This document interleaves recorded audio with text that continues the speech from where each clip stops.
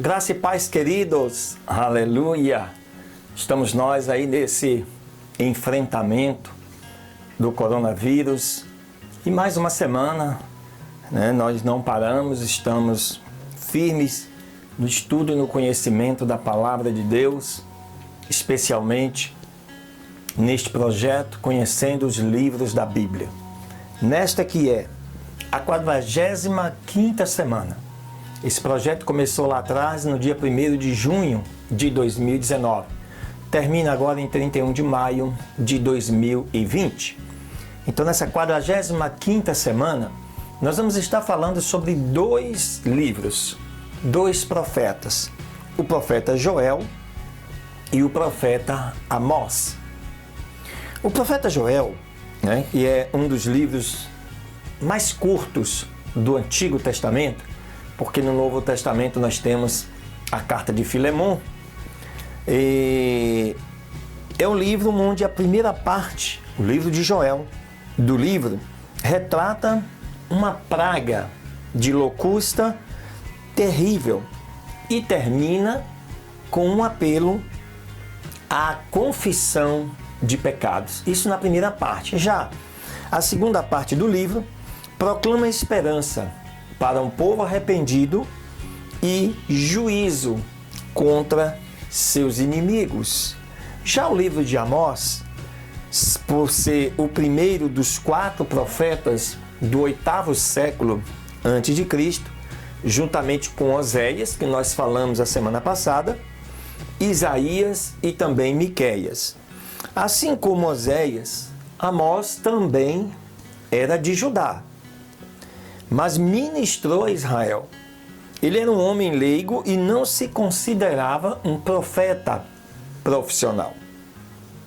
Com palavras e visões, Amós falou contra as instituições religiosas superficiais da sua época. Não sai daí não. Em 5 segundos estaremos de volta para falar um pouquinho sobre o livro de Joel e o livro de Amós. 2 grandes profetas do Antigo Testamento que vai nos trazer nos seus livros grandes revelações. Deus abençoe. 5 segundinhos.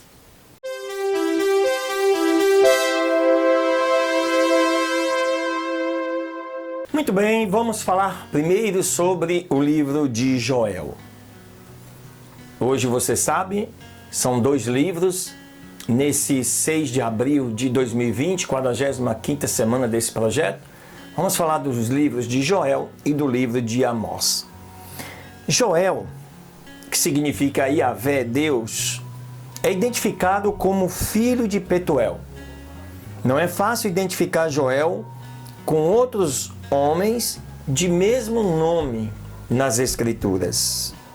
Restando-nos apenas seu livro para conhecer o profeta, seu chamado por Deus e sua obra.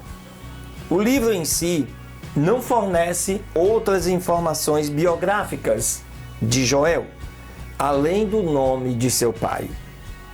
Sempre foi difícil datar o livro de Joel. E fazer isso envolve principalmente hipóteses. As sugestões variam muito, indo desde o Israel pré-monárquico, antes da monarquia, ou ao período pós-exílico, e chegando às vezes até o período helenístico. O que é marcante no livro de Joel é o fato de não haver seções de acusação, listando os pecados do povo. A única pista do tipo de pecado que levou a mensagem do profeta está no chamado ao arrependimento. Ele diz, isso no capítulo 2, versículos 12 e 13. Ele diz assim: convertei-vos a mim de todo o vosso coração. E diz mais: rasgai o vosso coração e não as vossas vestes. Por que ele dizia isso? Era hábito dos profetas, reis, sacerdotes rasgar suas vestes em momentos difíceis nas suas vidas. Todos os outros profetas exceto Jonas, que não utiliza o estilo profético, tem pelo menos uma indicação explícita da atitude que precisava ser mudada. Joel se centrou principalmente na motivação em mensagens de juízo e de esperança. Há muitas exortações no livro de Joel, mas quase todas são formais e não morais, ou então éticas. O profeta chama os leitores a ouvirem, guerrearem, lamentarem, embora que alguns intérpretes entendam estas passagens como chamados indiretos ao arrependimento e celebrarem o Deus Yahvé. A única mensagem que realmente contém uma ordem é o chamado ao arrependimento. A mensagem de Joel está centrada principalmente em levar ao arrependimento por meio da proclamação do dia do Senhor, que é ao mesmo tempo um evento e vários eventos. E se refere a uma ação decisiva de Yahvé em cumprir seus planos para Israel. A praga das locustas, por exemplo, é entendida como um juízo de Deus e um prenúncio do dia do Senhor, especialmente o versículo 15. Em seguida, isso do capítulo 1. Em seguida, Joel anunciou que um juízo ainda pior estava por vir por intermédio de um exército humano. É o chamado Dia do Senhor. Joel insistiu que a única esperança do povo de Deus era o arrependimento. Ele garantiu que o arrependimento de Judá seria recompensado com uma restauração física e também espiritual, associada ao dia do Senhor.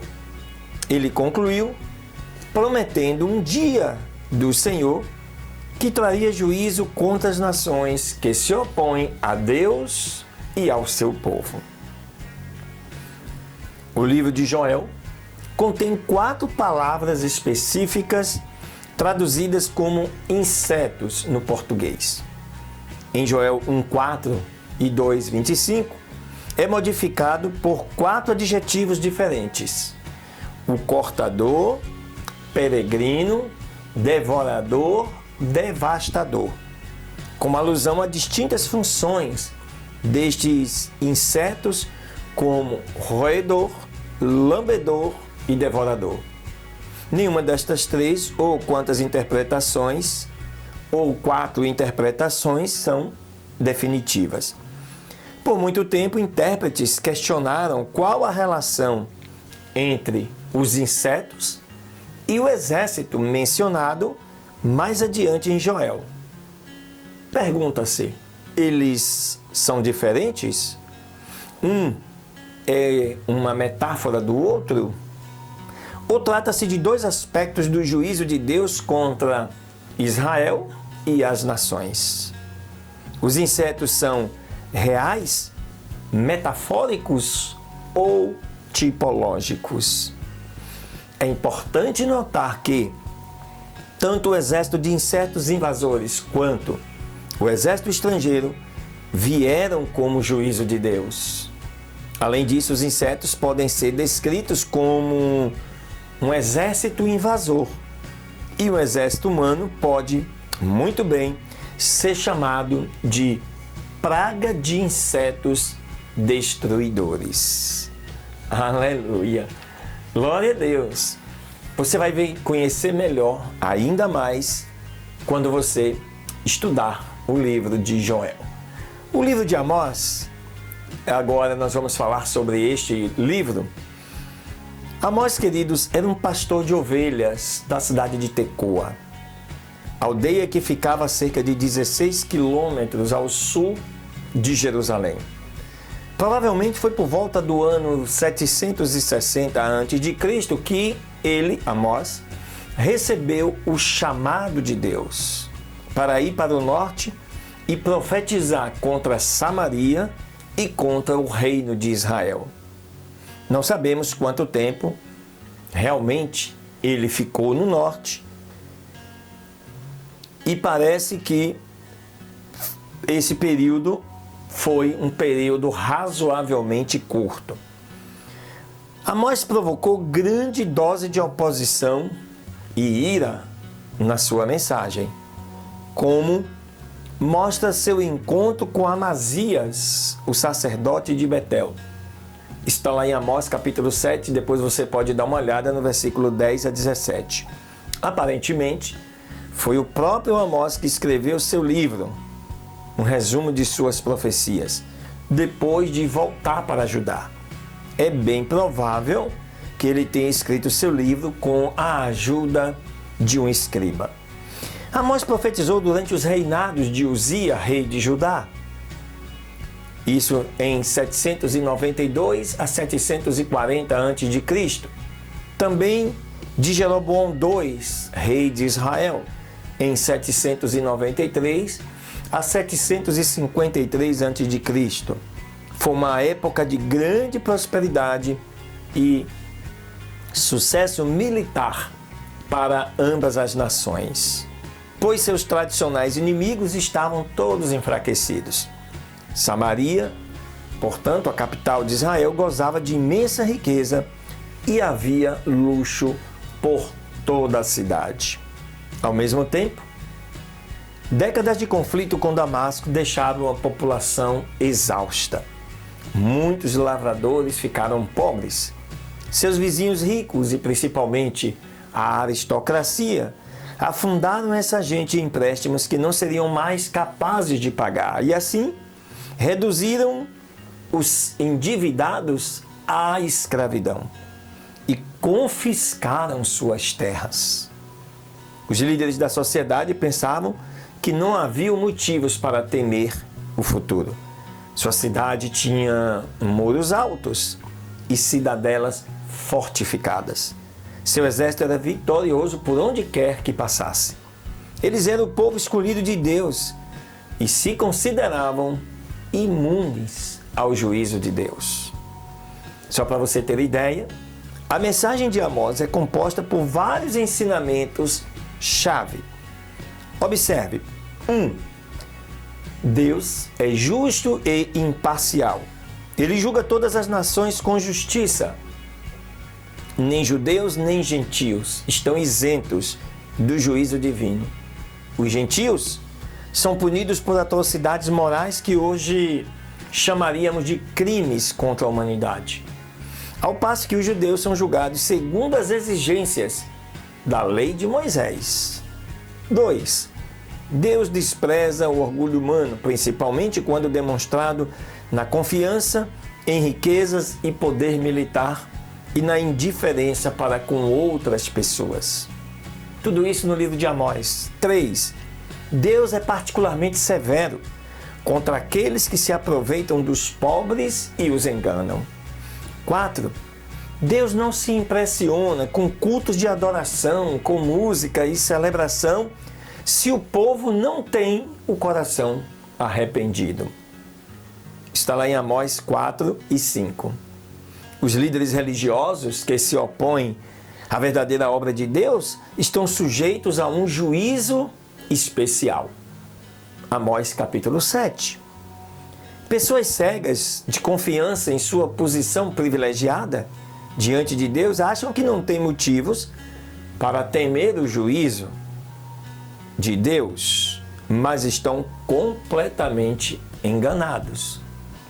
Amós fala isso no capítulo 5. Quando os problemas começam a aumentar em uma nação, o povo deve enxergar isso como uma advertência de Deus. Olha aí, Amós já escreveu isso lá atrás. Estamos vivendo isso nesse tempo de afastamento social pelo coronavírus, né? E olha o que ele diz: o povo deve enxergar isso como uma advertência de Deus e se arrepender antes que seja tarde demais. Isso está escrito em Amós capítulo 4, versículos 6 a 12. Mesmo depois do juízo, quando parece que toda a esperança se foi, Deus é capaz de trazer redenção e salvação. Amós capítulo 9. E por fim, a esperança de Israel e de toda a humanidade, claro, está na linhagem de Davi, que Deus iria edificar e até estabelecer o seu reino. Hoje nós sabemos que esta esperança se cumpriu na pessoa de Jesus Cristo, descendente de Davi. Amém? Que bênção! Glória a Deus! Ambos os livros, Joel e Amós, estão aí gravados, queridos, em nosso canal, toda a Bíblia. Nos visite, busque as gravações na playlist e você vai ver, entender e aprender ainda mais estudando esses dois profetas do Antigo Testamento. Deus te abençoe. Um beijo no seu coração. Até a próxima semana.